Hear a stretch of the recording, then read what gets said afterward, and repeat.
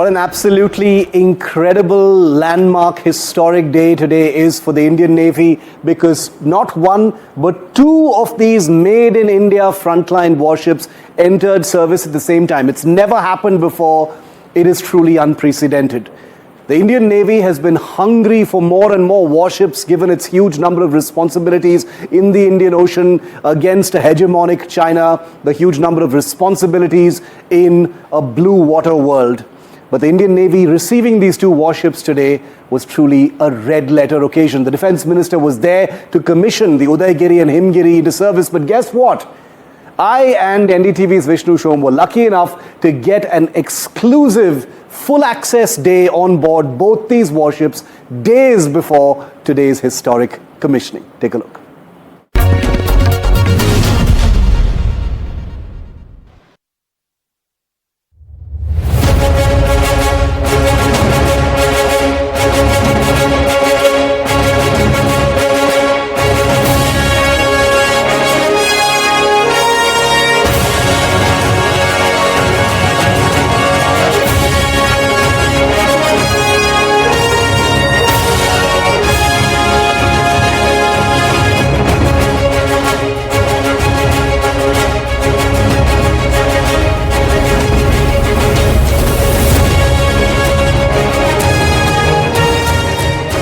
These are India's newest frigates, two state-of-the-art warships, each displacing 6,700 tons, being commissioned simultaneously, an enormous boost in the firepower of the Indian Navy.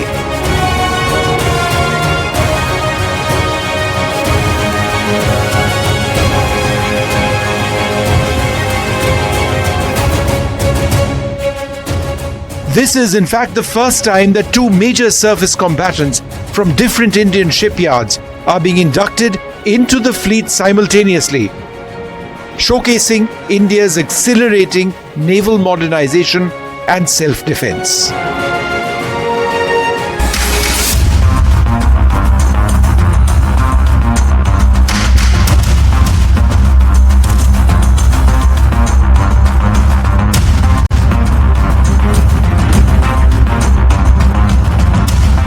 Earlier ships used to be built up from the hull upwards. This ship has been it's a modular kind of a ship, like we really see in our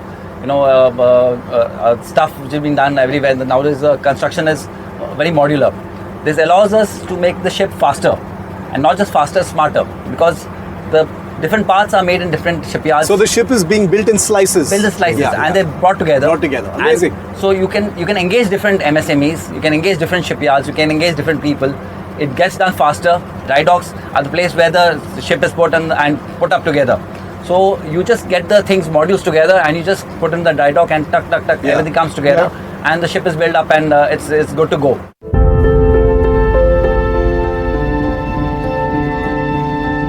These state-of-the-art warships, part of the Nilgiri-Class under Project 17A, are a generation leap over their predecessors. INS Udaygiri, built by Mazgaon Dock Shipbuilders Limited in Mumbai, marks a special milestone as the 100th ship designed by the Navy's Warship Design Bureau.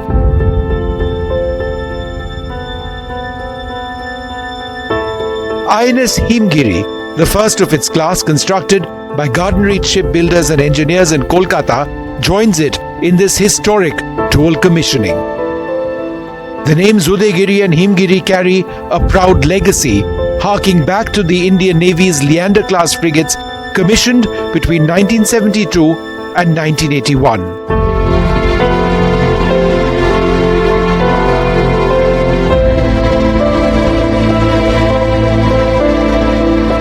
These earlier ships, also named INS Udaygiri and INS Himgiri, were built under a collaboration with the United Kingdom and served until their decommissioning between 1996 and 2013.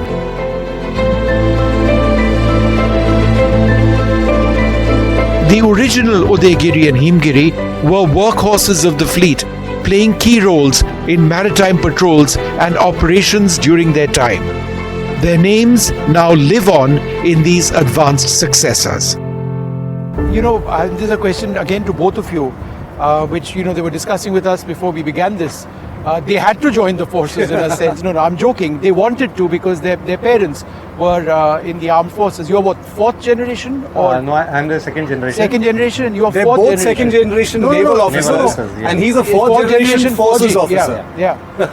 Tell us about that. I mean, it's this family tradition continuing, but it's clearly something you wanted to do. Your father was on a Leander-Class, right? Yeah, both our fathers have been or served on Leander-Class. My father was an engineer. And the significance of Leander is obviously the names of the ships. True, yeah. I mean, there was an old Udaygiri, an old Himgiri, Yeah. or old Taragiri, That's right. which in the past were Leander-Class ships, and now you've got this. And so your parents served on the old ships with the same names. Even I served on the old ship. When I joined the Navy, I did my midshipman time on Dunagiri. I see. And that was my first ship, and which is the next ship to come out from the GRC anyways.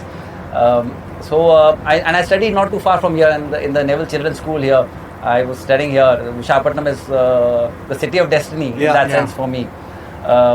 It is a deja vu, it's a feeling of deja vu. Earlier I used to come in as a son of the officer on board, and I would be pampered by young lieutenants there. Now I am pampering those young kids who are coming on board, trying to inspire them to join the Navy and show them what they are in for, and show them that the future is bright in the Navy. No, it's incredible. Commodore Sood, your father as well, the naval officer, and Yeah, so served on board a Leander. So my father actually served for 2.5 years on board the old Udaygiri. Oh, wow! So I have the proud distinction of serving on board my father's ship itself, Amazing. as we have it in the army. Is he going to be here for the commissioning? Or? Yeah, he'll be there for the wonderful. commissioning.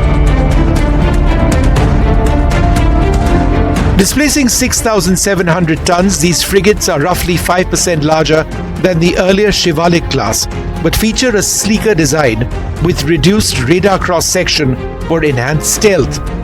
Powered by combined diesel or gas propulsion systems, they integrate diesel engines and gas turbines, driving what are called controllable pitch propellers managed by an integrated platform management system. Their formidable arsenal includes supersonic surface-to-surface missiles, the BrahMos, medium-range surface-to-air missiles, the Barak or MR-SAM, a 76mm main gun, and advanced anti-submarine warfare systems, making them versatile for multi-mission roles in the Indian Ocean and beyond.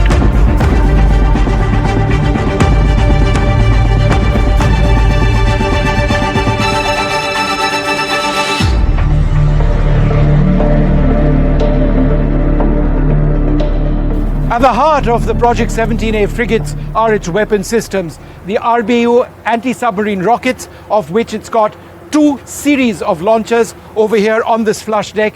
This is what a lot of people know everything about, it seems these days, the BrahMos missile itself. It fires 8 BrahMos missiles.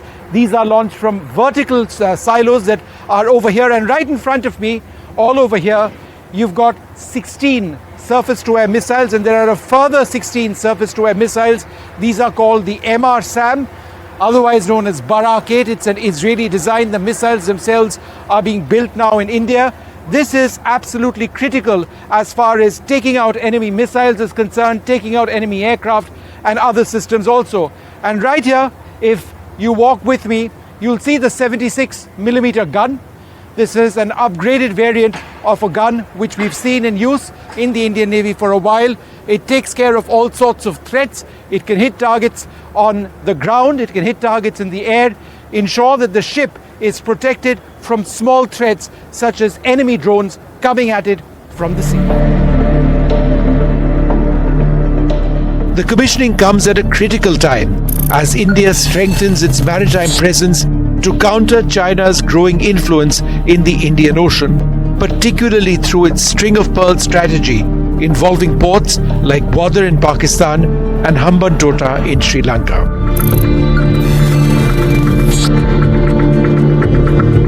The Chinese also have their very first overseas military base in Djibouti in the Horn of Africa. These frigates will not only protect vital sea trade routes, but also project India's naval power from the Strait of Malacca to the African coast, reinforcing its role as a key player in Indo-Pacific maritime security. The construction of these frigates has bolstered India's defense ecosystem, involving over 200 micro, small and medium enterprises and supporting approximately 4,000 direct and 10,000 indirect jobs.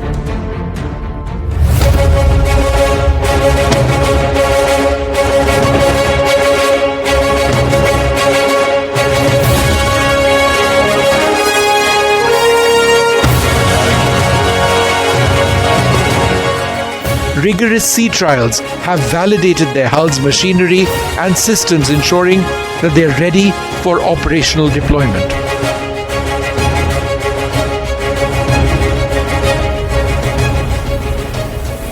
The event follows a string of indigenous platform commissions in 2025, including the destroyer Surat and the submarine Vakshir, underscoring India's push for self-reliance in defense.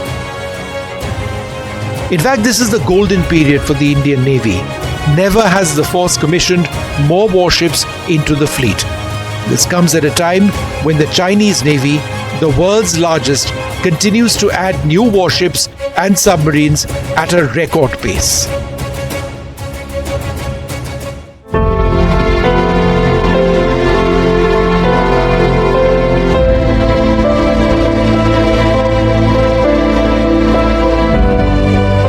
Between 2020 and 2025, India's commissioned 35 ships, an aircraft carrier, 4 destroyers, 7 frigates, 3 corvettes, 4 landing craft, 3 survey vessels, 2 patrol vessels, and 1 instrumentation ship. 7 submarines, including a ballistic missile submarine, and 6 diesel-electric submarines. That's a total of 42 platforms. With the Defence Minister Rajnath Singh commissioning these grey hulls at the Eastern Naval Command's INS Sirkar jetty, the ceremony will be more than a naval ritual. It's a celebration of India's journey towards a robust, self-sufficient maritime defence ecosystem.